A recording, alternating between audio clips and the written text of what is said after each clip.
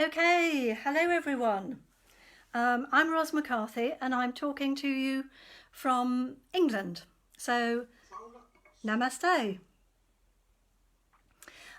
Just to give you a little bit of background to explain why I'm here, I have been involved with special educational needs for around 35 years.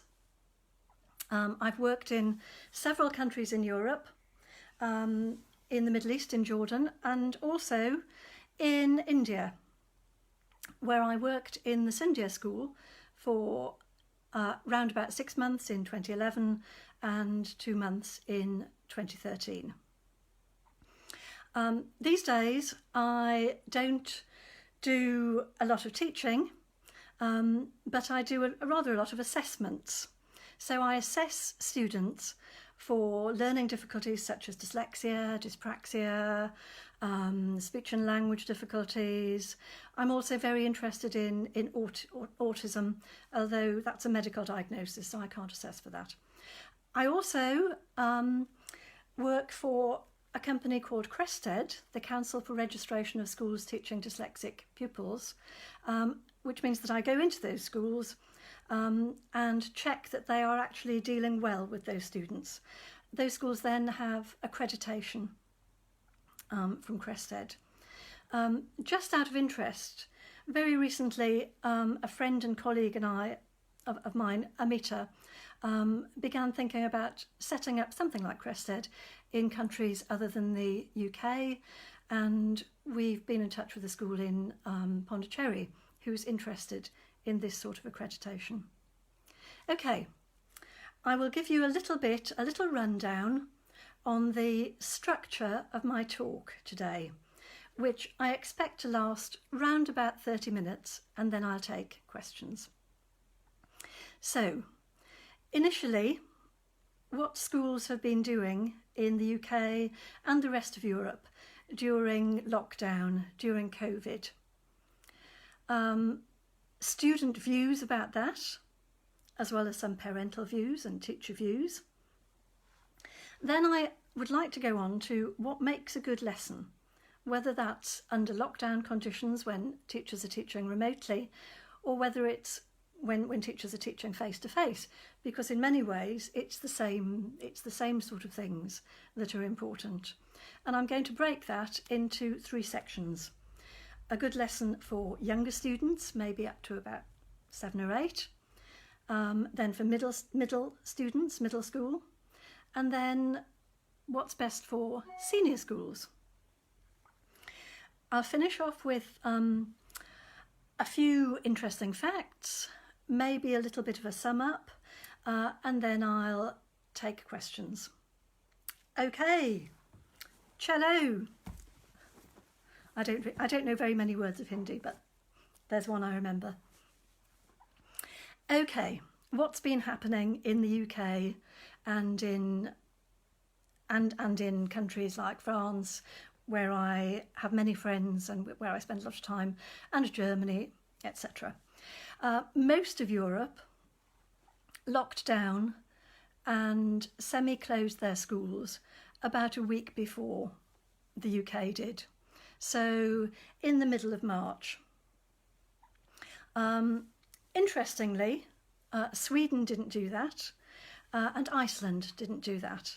They kept their schools open and they kept their cafes open, although people were mainly using them outside, and they were keeping a distance. Some of the scientists over here said, that's going to be terrible, that's not going to work. But interestingly, Sweden, for example, has had only about 2,500 deaths. I know every death is important, but in terms of numbers, our numbers are up now in the UK are now up over 30,000. So who knows the wisdom of lockdown? We can only do what we think is best. Okay, most schools which locked down in Europe locked down partially. They were kept open, they kept themselves open for the children of key workers. Key workers were people involved in food production and distribution, hospitals, care, transport, all of those things were which couldn't be done from home. So the children of key workers were able to go into school. Interestingly, children of key workers make up about 20% of a school's population, but only 2% of a school's population were actually attending and still are attending. So I think there has been and remains a great deal of anxiety about sending children back to school. In France, schools opened again on Monday in some areas, not in Paris, because of the large number of COVID infections in Paris and big cities. I listened to a programme this morning where teachers from France were talking about students coming back, and those numbers are limited too. And I believe there's a great deal of anxiety from parents and from children. So teachers are working very, very hard to make lessons fun, to motivate children so that they actually want to be back in school and they're not terrified of going back. In England, schools are intending to go back for some children, not for all, round about the 1st of June. There's been some fear expressed about this. What England is hoping to do is to organise children into small groups, and those small groups won't have contact with other groups. So those children will eat together in a group, play together in a group, and if one of those children becomes ill, then that whole group would be isolated. So that's what England's looking at doing. Okay, what schools did during lockdown and are still doing. Some schools went immediately to remote learning. And what some schools did was to use their teachers in exactly the same way, sticking to the same timetable they would be using were they teaching face-to-face lessons. So they then taught their classes remotely. Those lessons were recorded so that if students couldn't actually join in immediately, perhaps because there were several children in one household and only one computer, those lessons could be accessed afterwards. Some schools sent out a message a day about what students should be doing. Some schools sent out a couple of messages a week about what students should be doing. Some schools, I'm very much afraid, that when children, on the last day children were in school, they gave them a couple of books and said, okay, get on with those. There were some very good techniques and some very poor techniques. 'Twas ever thus. Some wonderful schools gave children a sort of goodie bag of useful things that they could use in remote lessons, such as a set of wooden letters or a set of letters. Wonderful things like these. I can see that Lubna's watching. I think we used these in our lessons there, didn't we? In Cynthia School. They also gave them board games that could be played with their tutor remotely. And I must say that tutors and teachers who've been teaching one-to-one before lockdown have generally continued to do that. Which moves me on to student views. Because the views that I'm aware of are mainly those of children who have a specific learning difficulty, like dyslexia, dyspraxia, and who are being taught one-to-one. Generally, they think that's wonderful. They think, way hey, no more school, no more lessons, no more time when I'm going to sit there and feel like a failure. No more people laughing at me because I can't remember spelling patterns. So on the whole, our dyslexic, dyspraxic students are loving their lessons. They say things like, now I can learn at my own pace. I can play things again and again and listen to them as many times as I want to. I can go off at tangents if I want to and study the things that I've always loved. And sometimes those subjects that aren't really valued in academic situations, such as music, such as art, even drama. Some children have been getting together and reading or acting out plays on Zoom. They've been working collaboratively on Zoom. So in general, most of our students who are receiving one-to-one tuition remotely love it. They can be creative. And so can their teachers. And actually, let's face it, most students, most children are far more confident in using IT than teachers. I include myself in that. The students for whom this hasn't been so good are students on the autistic spectrum, with Asperger's, or for whom a change in routine brings real, genuine distress. So being at home to learn is so far removed from the expectations of those students, that they do find it difficult to cope. They're not used to parents intervening and trying to help them, because they see parents as those who love and look after them at home, and they see teachers as the people who work with them at school, whether they love them or not. Okay.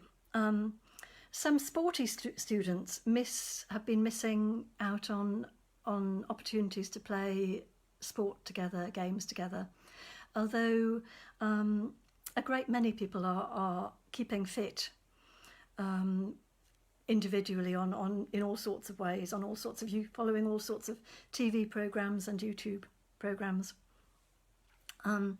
Parents I know have found it quite difficult to cope with supervising lessons, particularly if they have more than one child at home and they're trying to supervise lessons that are happening simultaneously on different topics for different ages. And I know that parents worry about their children getting behind with their learning. But, this really is a wonderful opportunity for independent learning. And I noticed that the Kalorex Group really is a great promoter of independent learning. And maybe we should be looking on this as an opportunity. And not something terrible that we should be frightened of. Okay, I think that takes me up to, and actually one of the symptoms of being locked down, and I've been locked down for about 10 weeks now, one of the things that lots of people have commented on is loss of concentration. People feel that they just can't read for as long, can't study for as long. So, okay. Where was I? Right. What makes a good lesson? Whether we're locked down and, oh gosh, I can see names coming up of lots of people I know. How delightful. Whether you're locked down and being taught and teaching remotely, or whether you're teaching one-to-one, a good lesson is a good lesson. For younger children, that means lots of change of activities, lots of visual stimulus, lots of kinesthetic learning. Parents can help by reading with and to their children, rather than expecting them to struggle to read things that they might find difficult. I know that lots of grandparents are helping students to read at the moment, sometimes remotely. There are wonderful programs where a grandparent and a child can share a book remotely. They can actually turn over the pages together, and that's rather fabulous. As teachers, we need to try to make things as visual and as kinesthetic for our youngsters, our young children, as possible, so that those teaching maths, most of my colleagues and friends who are doing math support, use things like dice, whether that's dice that you're using and the child's using, actual dice, or online dice.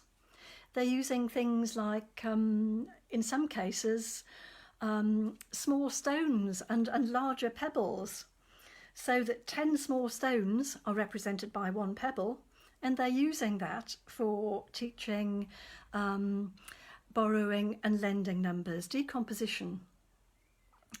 And people are finding all sorts of creative and innovative ways to make their lessons fun and to make their lessons interesting, so that it's not all teacher talk. I'm sorry, I'm teacher talking at the moment, but I am going to show you some things that I use. I've already shown you this wonderful box of letters, and all sorts of games can be played with this. So this is my box of letters, and I'm feeling in it to try to decide what the letter is that I'm feeling. My goodness. It might be the letter K. No, it isn't, it's H. Okay, so there we are. Parents who aren't sure about teaching sounds of letters, it might be useful. For example, this letter. If you want to know about the pure sound of a letter, think about it at the end of a word, like slip. So this letter is just P. It's just a little explosion. It's not P.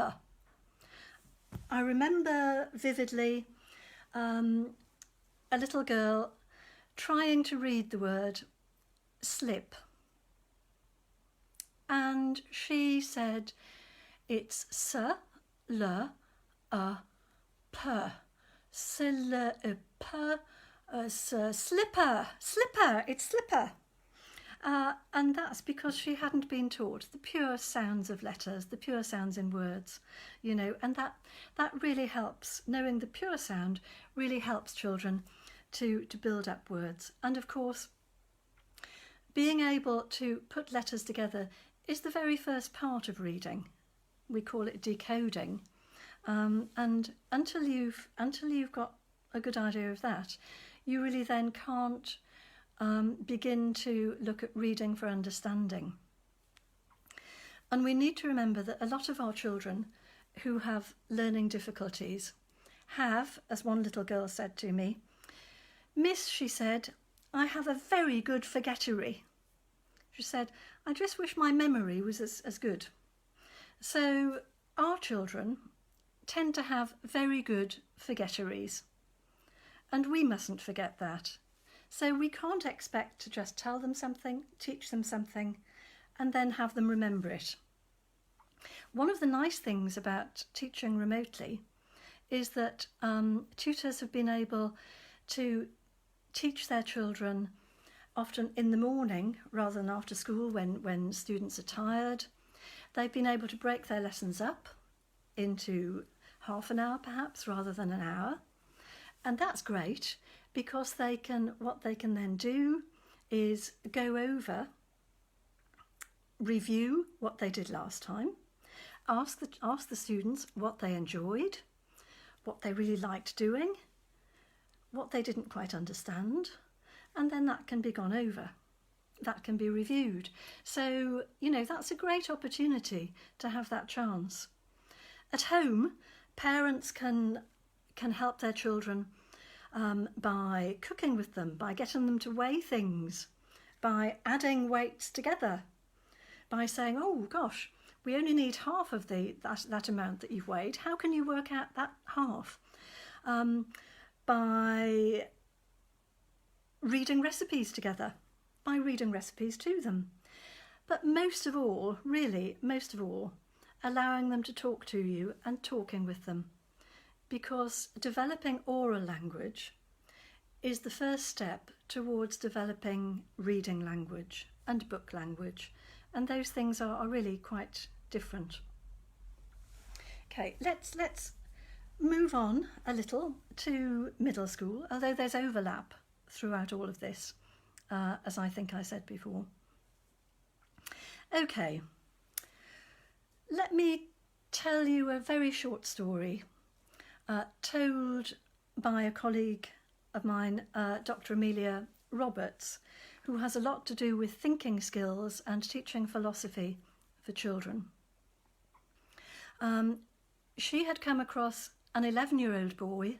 Let's call him Jay, as one of my delightful students at the Cyndia School was called. They were all delightful, every one of them. So Jay went into his science lesson, and his teacher said to him, to the class, "Okay, children, open your textbook at page 97, and I want you to read the chapter, 4 pages I believe, on classification of animals." So Jay opened his textbook. It was full of very dense text. He said, "I can't read that. I can't read that. I can't read that, sir." So I said, "Of course you can. Get on with it." Jay ended up under the table. He couldn't be talked out. He was really quite distressed. His parents were called, other teachers were called. The whole situation became very unpleasant. Let me just show you what might have engaged Jay and caused him not to go into his own personal lockdown under the table. What his teacher might have done is shown him this. I hope you can see this clearly. Okay, picture of a duck. Then she showed the class a picture of a bat. Then she showed them a picture of a dolphin. Then she asked them to think about, and I might ask you to think about this. What do those 3 creatures, what do those 3 animals have in common? What do you think? Tell me. Type it. Which one, in fact, I'll tell you what, make it easier. Which one is the odd one out? Can you give me some answers? Which one do you think is the odd one out? Anybody answering? Nobody's answering me. Which one do you think is the odd one out? And why? There are 3 possible answers, but there are all sorts of reasons why, aren't there? What the teacher did, yes, oh, okay, there we are. Lots of people think the bat is the odd one out. Lots of people think the duck is the odd one out. Oh, I'm so pleased that you're answering me. Good evening. The bat. I wonder why. I wonder why you chose the bat. Because, of course, the duck can fly too. Some people chose the dolphin. I wonder why. Because, of course, the duck can also go into water. Some people, well, yes, someone's saying 2 of them are aquatic. Absolutely. But, you know, they really are. Oh, yes, the bat is nocturnal. There's a wonderful answer. The duck isn't a mammal. There's another nice answer. The dolphin, okay. There's no there's no wrong answer, is there? But what you're doing is thinking about animal classification. Now, I think if Jay had been asked to approach the lesson in that way, he wouldn't have ended up under the table. And he would have been talking to his friends about what they think is the odd one out. It's lovely to see your comments coming in. Okay. And then the whole discussion could have been opened up about animal classification. And Jay wouldn't have been made to feel like a total idiot who can only escape this by sitting under a table. Okay, so that's one way to make lessons, to engage children, to motivate children, to make lessons interactive and collaborative. And that is so important. And yes, it does depend on perception of someone saying, and maybe everything does. I also wanted to show you, because I remember Mr. Ghosh, who was my principal when I was teaching in the Scindia school, coming into a lesson, and the lesson was about, well, actually, let me do something that I would rarely ever do, and which I wouldn't recommend that any teacher do. I'm going to show you something that includes spelling errors.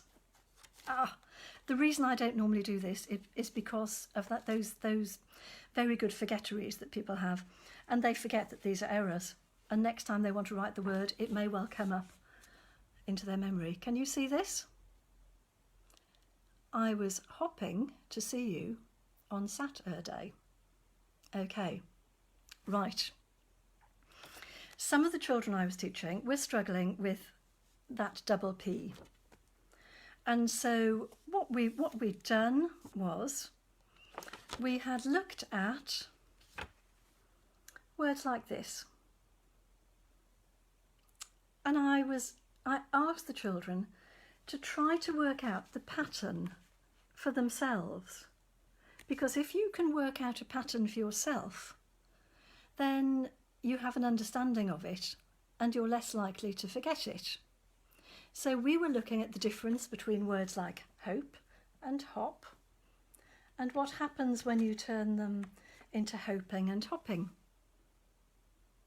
And I rarely tell students answers or tell them what the pattern is, because I want people to work out things for themselves. At which point Mr. Ghosh came into our lesson and asked what we were doing. Well, some of the children had actually been hopping around the classroom, and I asked Mr. Ghosh if he would like to do some hopping. And Mr. Ghosh is about 7 foot tall, and for the children to see their principal, about 7 foot tall, hopping around the classroom, and we all laughed together at this, was really quite memorable. You know, yes, I doubt if that's gone into anybody's forgettery, including Mr. Ghosh's. And so what we tend to do as specialist teachers is to look at a spelling error and look for the pattern, so that a whole raft of words can then be spelled correctly. Some of you may also have noticed the Saturday. Okay, it's a one-off. And that leads me to ask you another question. Okay, what do you think writing is for? I'll give you thinking time and you can reply to me. What do you think writing is for?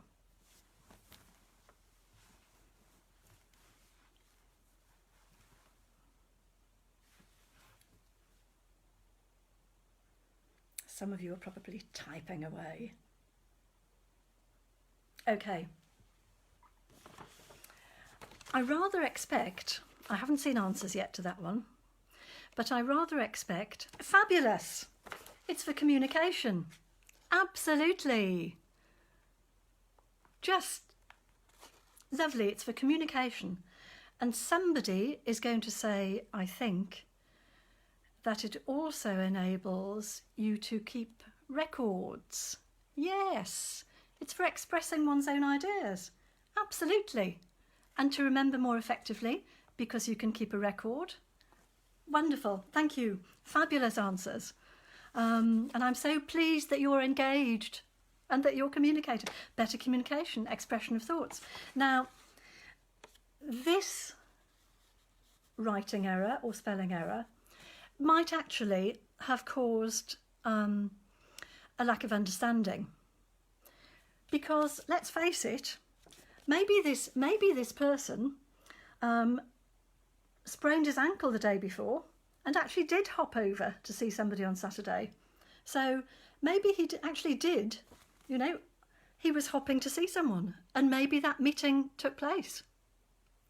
If, however, it was meant to be I was hoping to see you on Saturday, then there could have been a loss of communication, because that implies that he didn't get there on Saturday. So this error could get in the way of expression, of communication, and we need to sort those things out. Is it a mirror image for you? Saturday still says Saturday. It's not so vital. It expresses the idea. It's no great problem. Although it might be that that a teacher might like to do some work on days of the week. And there's a wonderful, fabulous programme that students can use to look up words like this. It's an etymological dictionary. I know that sounds very complicated, but let's imagine that a child said to you, Rose Mom, what's the difference? What's the link between the word corn and the word corner? I might say, go and look it up in the dictionary. And it could have read, I was hopping to see you on Saturday. Absolutely. Yeah, and, you know, we need to keep a light touch with this. Yes, I was saying, and I was also saying that I lose concentration. Yes, the etymological dictionary. If you look up Etym Online, ETYM Online, all one word, Etym Online, what it does is give you links between words, and it might explain to children why Saturday is written with a UR rather than an ER. I'm not going to tell you. You can look it up. You probably know anyway.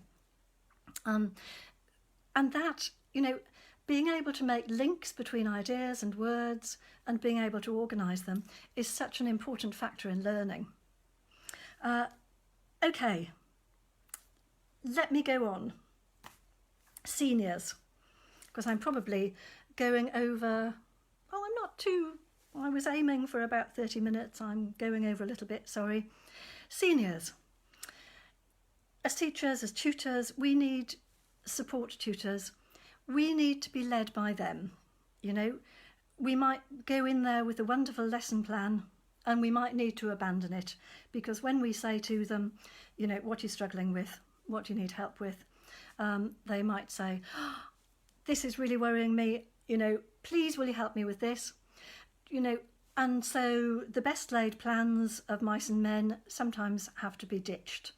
As Mike Tyson, do you know Mike Tyson, the boxer, once said, the best laid plans go out of the window as soon as you're smacked in the face. Okay, so sometimes we have to abandon our lesson plans and just move on to what our students need, particularly when they're older. You know, we might need to discuss their mind maps, their plans for a new piece of work with them. Look, I'm going to show you what I'm working from and collapse the tower that I built. I'm working from a mind map. Here it is. Okay, and so students might want to talk over their mind map, talk about what should be developed, what should be made shorter, before they take it on to a finished piece of work. When they do take it on to their finished piece of work, don't forget that working remotely for older students can be a great advantage. It obliges them to be organised and to save their work, whether that's in a folder, whether it's in Dropbox, whether it's on the cloud. It also, though, enables them to look back at saved work and use it for revision, use it to increase understanding. Etim Online, Ishita, Etim Online, only one O. www.etimonline.com, and take away one of the O's, and then you've got it. It's fabulous. So using remote learning and students keeping their work, whether it's typed, I will repeat the link at the end of this, absolutely, is a wonderful way for them to be able to go back to it and revise it. We also have such fabulous IT programs that help our students who are dyslexic or dyspraxic, which enable them to dictate their ideas onto the computer, or to have or text to speech, which enables them to have very dense text, perhaps, like Jay's horrible chapter on animal classification, read aloud to them online. And, that is a level playing field.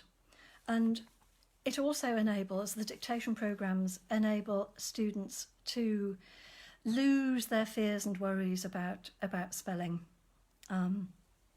Because once you get to A-level stage, university stage, you don't want to have to worry about spellings, the only thing that you need to worry about is communicating, expressing yourself effectively, as you all said. Okay, so I've probably missed things out of that, but this is only a short broadcast, a short webinar. Let me just tell you, before I open this more to questions, about a talk I listened to given because my predecessor, I have been trying to do lots of training, webinars, conferences online, etc., like Kanak Gupta last week. And I went to a webinar about that was done by an artist, and she talked about the dyslexic brain, and she gave us a wonderful analogy of two students going on a bike ride, cycling actually, to go to a meeting. One was dyslexic and one wasn't. The non-dyslexic student got from A to B very quickly and effectively, turned up at the meeting on time. Our dyslexic student, whilst cycling along through the forest, let's say, noticed the glint of water through the trees. So he cycled over there and thought, gosh, I wonder what's over there. When he got there, he saw there was a river and the sunlight was glinting off the water, and it was very beautiful. He then saw a boat going past, and he shouted and spoke to the people on the boat, who told him where they were going, and he thought, oh, how wonderful. He looked at the breeze moving in the trees and moving the leaves, and then he thought, oh my goodness, I have no idea where I am, and I'm getting late for my meeting. By the time he got to the meeting, it was over. He'd missed it. But the dyslexic brain is a little like that. It can go off at tangents, and sometimes those tangents take you to wonderful places, to places that you wouldn't have gone otherwise, either in your mind or physically. And that made me think of that fabulous Robert Frost poem, which I'm sure lots of you know. Some of you won't, but look it up if you want to. It's called The Road Not Taken by Robert Frost. And I'm just going to give you the last line because I love it. It is, I I took the road less travelled by, I think. And that has made all the difference. And I think that's what has made a lot of difference for our very creative, wonderful dyslexic, dyspraxic learners, who are so important in our world, and whose talents sometimes just aren't recognised within academia. So there we are. I've sort of reached the end of what I had to say. I do hope that I wasn't talking too quickly for you. It's my enthusiasm at fault if I were. If I sum up for you, for all of our students, we need to engage them initially. We need to motivate them. We need to respect their ideas. We need our teaching to be relevant to what they're doing. We need to remember that sometimes the direct route from A to B isn't always the best. We need to remember that success feels very good, and failure, especially when it's repeated, feels very, very bad. Okay, so that is the end of what I have to say. I'm happy to give you, to answer questions if you have questions. I'm happy to send links, but I will just give you that link to the etymological dictionary.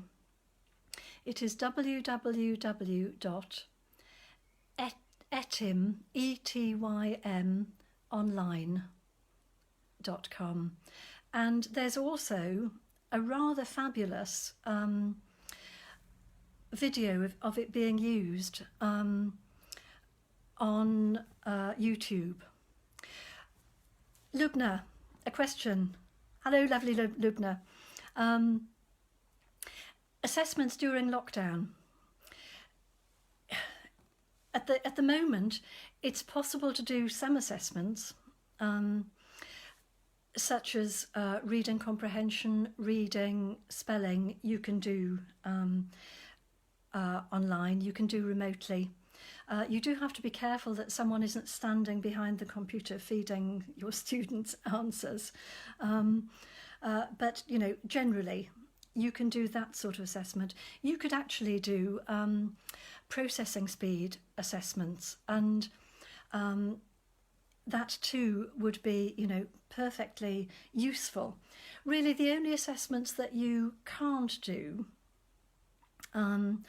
are assessments of ability. That really isn't possible because it involves hands-on things. I have been told by my professional body that I shouldn't be doing any diagnostic assessments of dyslexia, dyspraxia at all, which leaves me out of work for the moment, apart from going to webinars and thinking about India and talking to you. Could I please share how our school council is helping students? Yes. I believe that school councillors are working remotely with some students. Of course, I think at the moment we need to accept that. If someone's a bit depressed because they're stuck in a small flat and they can't get out, that's perfectly normal and natural. It's we're probably all, I think, probably when we're a bit down at the moment, we get more down. When we have a small success, like I managed to get a sack of flour a while ago, that feels just wonderful. So we're more elated. So I think it's quite normal for students to feel a little bit up or a little bit down, a little bit bipolar, if you can be a little bit bipolar. But obviously some students are going to be more than that. And school counsellors, there's no reason why school counsellors can't talk confidentially to students. And there's no reason why parents can't talk over the situation with their children, honestly, you know, but without showing their own anxiety if they can, you know, and these things pass.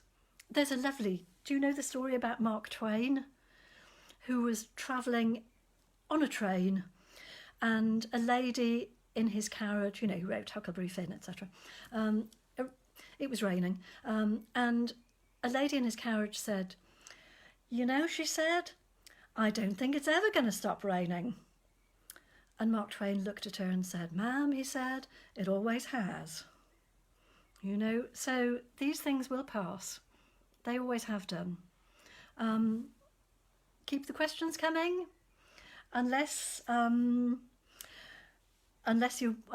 want me to go away. Maybe I should just tell you a couple of interesting, possibly worthless, although is any knowledge ever worthless? Maybe not. An interesting story about the origins of writing. We can take a couple of questions, no problems. The origins of writing. I believe writing began in Mesopotamia around 7 centuries ago, and it involved beer, as many things do. The workers, the construction workers, 7 centuries ago, were paid in beer, a little bit like Roman soldiers being paid in salt, perhaps. The accountants needed to keep some sort of record of how much each worker had been paid, and they came up with a jug, which they would draw, and a tally sheet, and that really was the beginning of writing. And isn't it wonderful that the beginnings of writing began with beer? Could I share the role of counsellors and special educators at this moment to help special kids? Absolutely. I mean, counsellors liaising with special educators, I think is such a very, very important role for each of them. And I think they have a very important role in mental health. You know, I think we've all become more aware of mental health issues. My youngest son, who lives in London, is currently doing 25 press-ups a day in order to, and everyone who watches him is, well, he invites a friend to do 25 minutes a day and speak briefly about mental health and how important it is to talk over your worries with people and to share them with people, because sometimes, you know, you might be really, really worried about something, as I was about doing this webinar, but when you talk to people and when they say, you know, yeah, I'd be worried too, or, you know, yes, I was worried, but I was okay, it's amazing how that lifts a burden from your shoulders. Any more questions?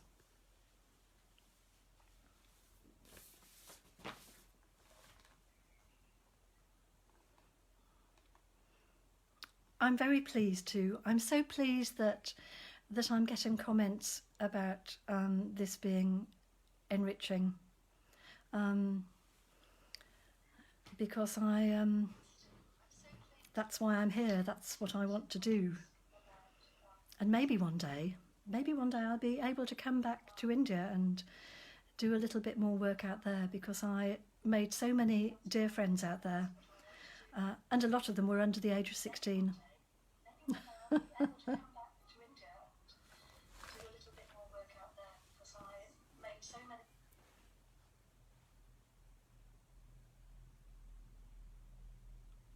Oh, look, no, it's lovely to see you.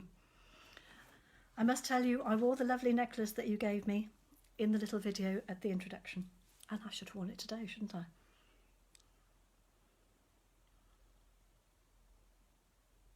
Oh, thank you. Do you know, I would be very happy to share various links, or maybe even my email if I don't know. Is it okay if yes, I've got the thumbs up from the Kalorex Group. My email I will tell you because I'm happy to respond to you. It is. You can share the links to me. I can share it to everybody. Fabulous, fabulous. That's the Kalorex Group. That's Anantha talking to me, and he says that I will send my email to and some of the links to him, and he will share them with you, which is great. Me too. How lovely to hear from you. I'm sorry, this has become a social occasion, but it's social occasions too are very important online, and it is, you know, it's strange, but I've been linking up, as I'm sure you have, with old friends, and that too has sort of brought back memories and brought back happy, wonderful times, and that too is very important during lockdown.